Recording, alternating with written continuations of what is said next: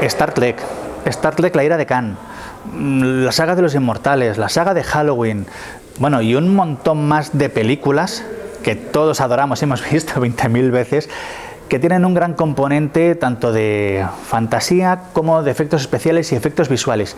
Y detrás de estos títulos que he dicho hay una persona en común, Sam Nicholson, un veterano de efectos visuales de Hollywood, que en la Malta Film Week ha dado una maravillosa masterclass en la que, bueno, es que cada palabra fue una maldita delicia. On an LED screen, and we've got things like interactive lighting, a little bit of firelight back here because there's a fire in the scene, and then we come over here and we've got bounce light that mimics what's in the plate. So everything that we've been looking at in green screen, where you have a virtual background, instead of doing it after production, in post-production, can you do it live on set? And it becomes much more like a theatrical experience. So you can do things like slipping focus, like this. Now this is a very difficult thing to do in post-production because you have to match slipping focus from the front to the back. You can walk around. Now this can be a virtual environment that's 3D, or it can be 2D. And if we track this space, and we blend it with game technology, like the Unreal Engine, what would have been an impossible green screen task was done live. So the challenge in virtual production is not to replace visual effects. It doesn't replace green screen, but it augments a certain portion of the show. So, when a producer goes, oh my God, I've got, 2,000 green screen shots. You say, well, wait a minute, maybe what can we do live? What can we do in camera? Because the advantage of the live scenario is, I look at it like trying to learn how to play an instrument. How good would you be at playing the guitar if when you hit the strings, 2 weeks later you heard the chord? That's green screen.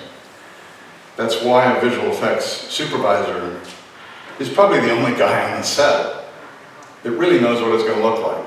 We use this on different shows. And what we're going to see in this reel, everything has been done in real time. There are no post-production enhancements. So that's really what we're trying to figure out is when you're reading a script, you're saying, it's a car scene, great, we can do that in camera. We can do it real time. 1,000 zombies coming over the ridge, better go green screen. Yeah. But this reel that we're going to look at, everything was done in real time on set. And it shows some behind the scenes from small scale to large scale. But the beautiful thing about this reel is we did it all in real time. So why don't we take a look at a quick virtual production. You can't find the data, you haven't tested it. It's a very different mindset. And I think what's great about the shows that we've been doing, like Run for HBO and Our Flag Means Death, and quite a few with Netflix and whatnot, because everyone's coming onto this technology, and how do we use it? The first thing you have to say is, how much time do you have in pre-production? And are you ready to spend money and time that you generally have thought of as a post-production process? Are you ready to put that way up front? Can you make the creative decisions as to what the spaceship is going to look like before you've stepped onto it? We're used to that in production design. You design a set, you work with your production designer, you get all your things built, the sketches become sets, and you walk on and it's what you imagined.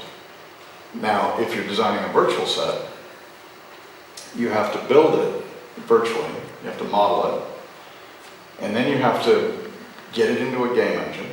Now you have to test it. Will it play at 24 frames per second or 25? Or we're going faster, 48, whatever. How efficient is it?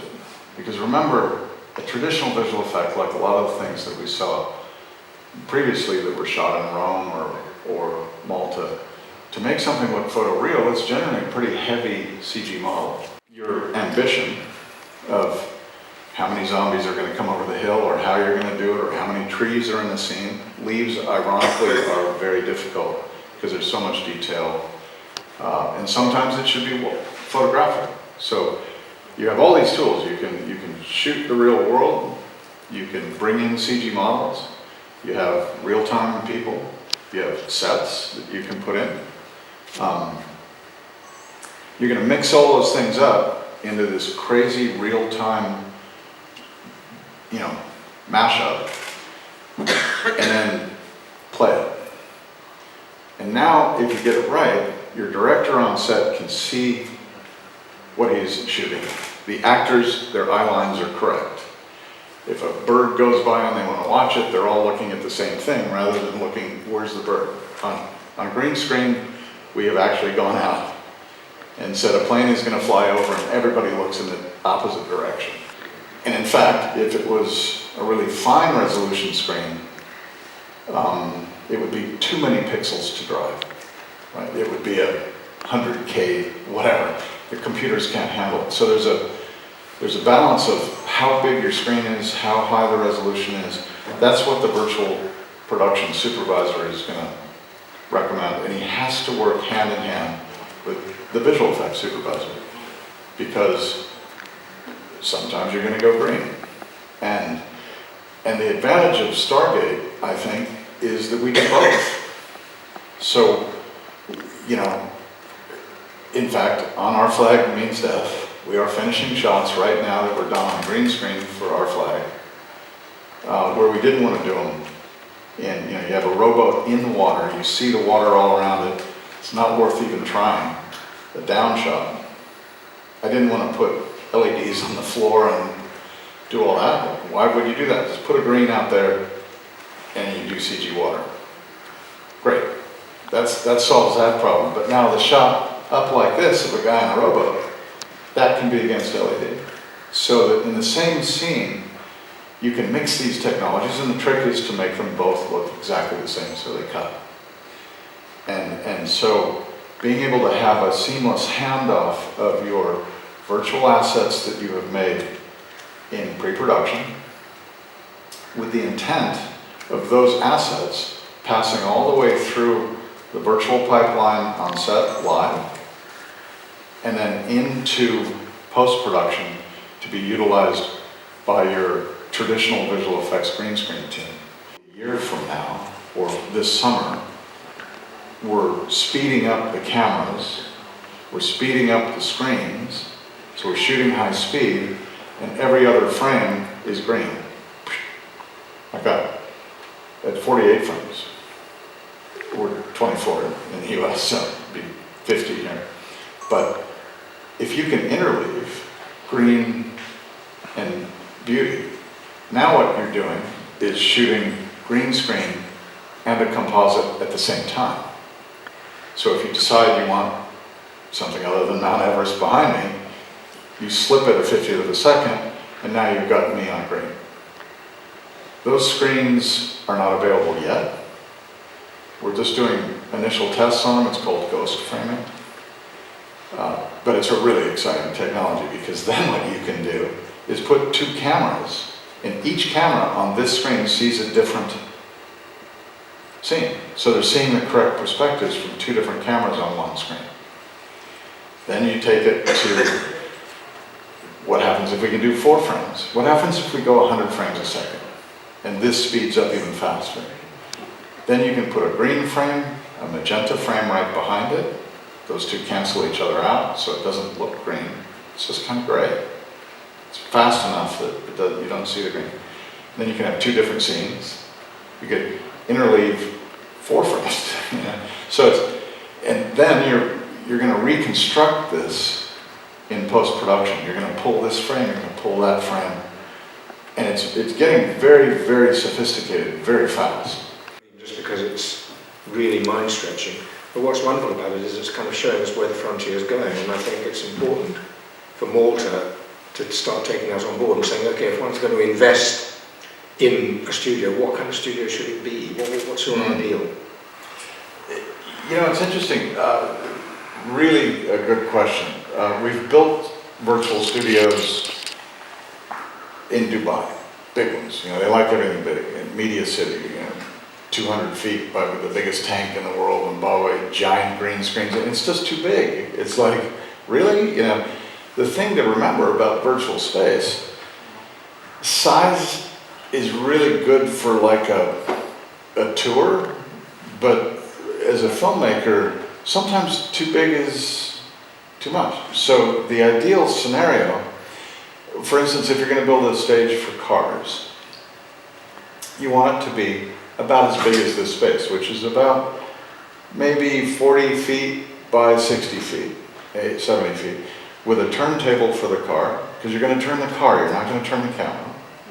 You have a wall-to-wall curved screen back here that surrounds the car, and it's very high res. Remember that, I guess the philosophy, we all have HD TVs and perhaps 4K TVs. A 4K TV is essentially 4 HD TVs, twice the resolution. They look the same. If you look at a quarter of it looks like an HD TV. If you back up, now it's a 4K TV. So if I double the resolution of this screen, it can be 1/4 the size and it'll look exactly the same if you come in on it. So what I would say is the ideal stage, high-res screen, probably 8K behind me, because you can really maneuver with that. And then you have toppers, you have reflection screens that we can bring in, or projection. You have multiple screens. We mix screens a lot. My feeling is we're still in a design stage of this world, so I don't want to build a big fixed screen and say every show is going to fit that, because every show is different.